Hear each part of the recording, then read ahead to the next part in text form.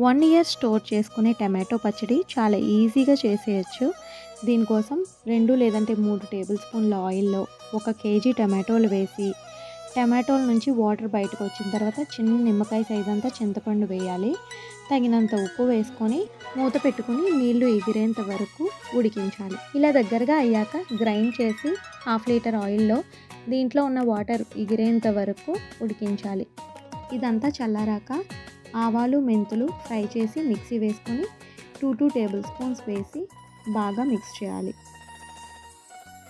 Next 1 cup కారం వేసుకొని ఈ కారం కూడా మొత్తం కలిసేంత వరకు బాగా కలిపి తాలింపు కోసం 2 లేదంటే 3 టేబుల్ స్పూన్ల ఆయిల్ వేసుకొని 1 టేబుల్ స్పూన్ ఆవాలు, 1 టేబుల్ స్పూన్ జీలకర్ర, కొన్ని ఎండుమిర్చి అలాగే కరివేపాకు వేసి తాలింపు వేయాలి. పచ్చి వెల్లుల్లి దీంట్లో వేసుకుంటే టేస్ట్ చాలా బాగుంటుంది. ఇలా మీరు కూడా ఒకసారి ట్రై చేయండి.